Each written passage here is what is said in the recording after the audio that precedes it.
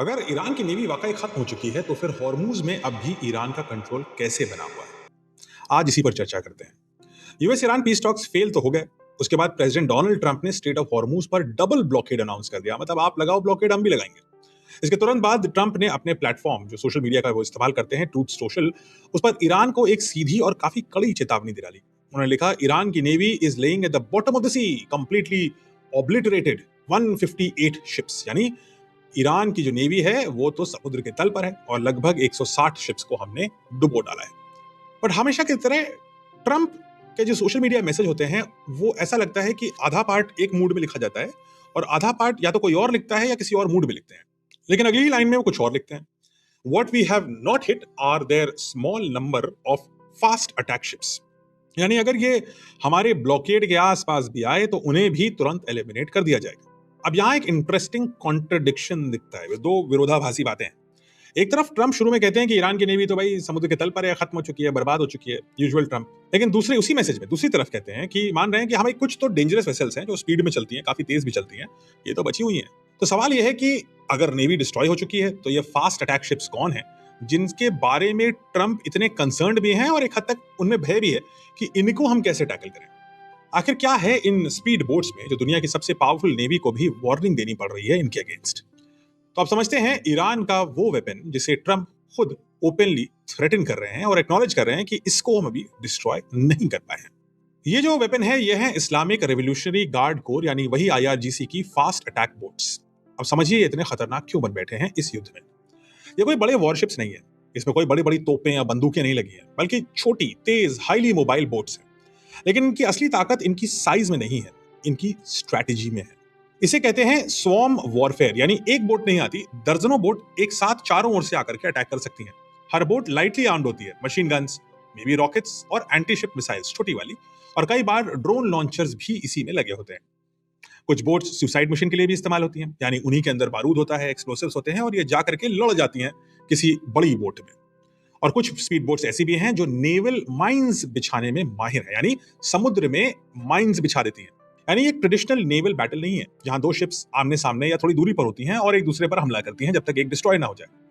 ये स्ट्रैटेजी है hit and run plus overwhelm करने की स्ट्रैटेजी। अब इसमें भी एक इंटरेस्टिंग बात है। अमेरिका क्लेम करता है कि उसने ईरान की नेवी को भारी नुकसान पहुंचाया, लेकिन रिपोर्ट्स के मुताबिक 60% से ज्यादा फास्ट अटैक बोट्स, ये वाली बोट्स, अभी भी ऑपरेशनल है। यानी 2/3 बोट्स अभी भी बची हैं। अब ऐसा क्यों? क्योंकि ये छोटी है, इसलिए इन्हें डिटेक्ट करना मुश्किल है, हवाई जहाज से टारगेट करना मुश्किल है। इन्हें आसानी से अंडरग्राउंड बेसिस में छिपाया जा सकता है और ईरान अंडरग्राउंड बेसिस बनाने में माहिर है। और ऐसा करने पर इन्हें ओपन सी में रखने की, स्टोरेज के टाइम पर जरूरत नहीं होती, इन्हें एंकर नहीं किया जाता ओपन सी में। और सबसे बड़ा एडवांटेज ये है कि ये ऑपरेट कर रही हैं स्ट्रेट ऑफ हॉर्मूज में। ये स्ट्रेट बेहद नैरो है, सिर्फ 33 किलोमीटर इसकी चौड़ाई है। यानी ये बोट्स एग्जैक्टली उसी टेरेन में फाइट कर रही हैं जहां उनकी स्ट्रेंथ मैक्सिमम है। बड़ी शिप्स को चलाने के लिए ओपन समंदर चाहिए, दूरियां चाहिए, लेकिन छोटे से तंग एरिया में एक बड़ी शिप का जो एडवांटेज है, दूर तक मार करने वाली तोप, दूर तक देखने वाले रेडार और एयरक्राफ्ट कैरियर्स में जो हवाई जहाज लगे हैं जो सैकड़ों किलोमीटर तक जाके फैल सकते हैं, वो सारे एडवांटेज इस 33 किलोमीटर के रास्ते में बेकार हो जाते हैं। तो चलिए अब बात करते हैं इन्हीं फास्ट स्पीड बोट्स के बारे में थोड़ा और जानते हैं कि ईरान के पास कौन सी ऐसी स्पीड बोट्स हैं जो ट्रंप को परेशान कर रही हैं। तो सबसे पहले टाइप की जो स्पीड बोट ईरान के पास है वो है टोंडार क्लास बोट। टोंडर क्लास दरअसल ईरान की फास्ट अटैक फ्लीट की सबसे हेवी कैटेगरी में आता है, यानी ये हल्की बोट्स की जो कैटेगरी है उनमें सबसे भारी है।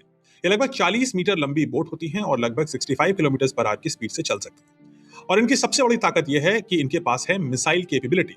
ये करीब 120 किलोमीटर तक दूरी से एंटी शिप क्रूज मिसाइल्स को लॉन्च कर सकती हैं। यानी इनका फाइटिंग रेडियस 120 किलोमीटर है, काफी इंप्रेसिव है और स्ट्रेट ऑफ हॉर्मूज के लिए तो इतना काफी है। यानी इन्हें एनिमी शिप के बिल्कुल पास जाने की जरूरत नहीं है, ये डिस्टेंस से ही अटैक करके, तेजी से अटैक करने के बाद वापस मुड़ करके सेफ हाउस में जा सकती है। दूसरी टाइप की जो ईरान के पास शिप है वो है पेकाप। ये क्लास बिल्कुल अलग फिलॉसफी पे काम करता है। ये बोट्स छोटी होती हैं, हल्की होती हैं और लार्ज नंबर में प्रोड्यूस करता है ईरान इन्हें। और इन्हें स्पेसिफिकली स्वॉर्म वॉरफेयर के लिए डिजाइन किया गया है, यानी बहुत सारी ऐसी शिप्स छोटी छोटी एक साथ अटैक करें। इनकी स्पीड बहुत ज्यादा है, ये 90 किलोमीटर पर आवर की स्पीड से चलती हैं और मिसाइल्स, रॉकेट्स या even heavy machine gun carry कर सकती हैं। इनका काम अकेले लड़ना नहीं है, एक अकेली ऐसी शिप तो आप आराम से टैकल कर लेंगे, लेकिन ये आती हैं समूह में, झुंड में, ग्रुप में, और आकर के एनिमी डिफेंसेस को ओवरवेल्म कर सकती हैं, ठीक उसी तरीके से जैसे शाहीद ड्रोन आकाश में करता है। तो तीसरी टाइप की इंपॉर्टेंट फास्ट बोट ईरान के पास है वो है सिराज क्लास। और इसे अक्सर formula one car of the sea कहा जाता है। क्यों? समझ गएंगे आप। वो है इनकी स्पीड। इस बोट की स्पीड 100 से 110 किलोमीटर प्रति घंटे तक हो सकती है। पानी में यह स्पीड बहुत ज्यादा है और इस स्पीड की वजह से इसे दुनिया की फास्टेस्ट मिलिट्री बोट में शामिल किया जाता है। सोचिए, ईरान ने ये शिप्स बनाई है। इसकी खासियत स्पीड तो है ही, लेकिन एजिलिटी भी है। ये अचानक अटैक करती है और उतनी ही तेजी से मुड़ करके वापस चली जाती है अपने सेफ हाउस में। हिट एंड रन मिशन के लिए, गोरिल्ला वॉर के लिए ये बेहद इफेक्टिव है। लेकिन कहानी अभी खत्म नहीं होती। अब हम बात करते हैं चौथी कैटेगरी ऑफ शिप और वो है जुल्फिकार क्लास को।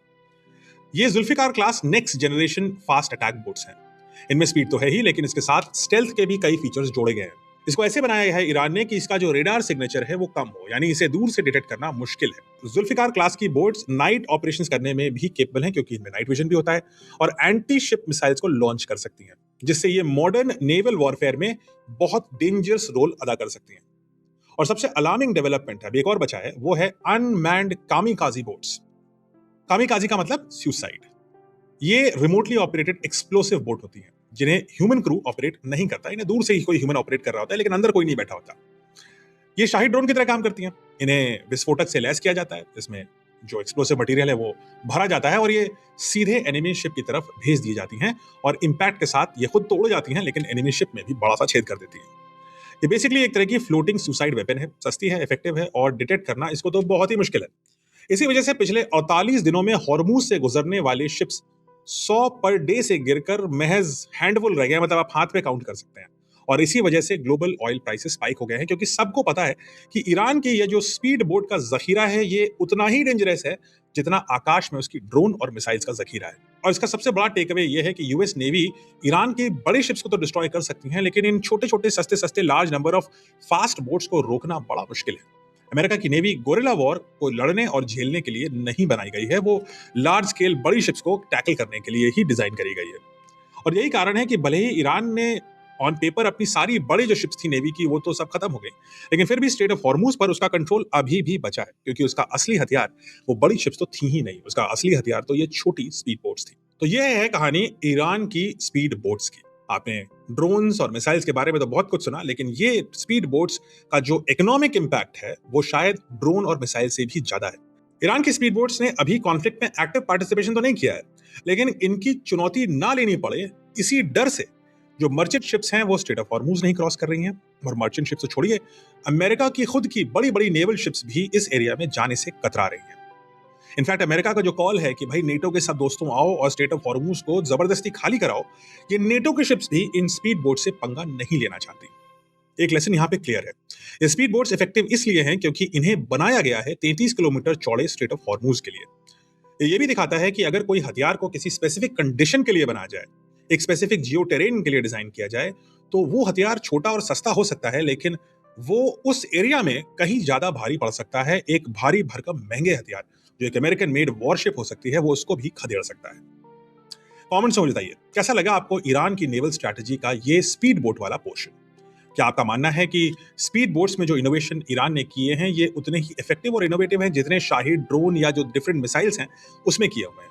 और क्या आपको लगता है कि वॉर अगर दूसरे फेज में दोबारा उठता है तो ये स्पीड बोट्स उतना ही कारगर और करारा जवाब देंगी अमेरिकन नेवी को और स्ट्रेट ऑफ हॉर्मूज को जो ब्लॉकेड है उसको बरकरार रखेंगी और ईरान को एक स्ट्रेटेजिक स्ट्रेंथ देंगी आने वाले दिनों में, अगर ये युद्ध दोबारा जारी होता है?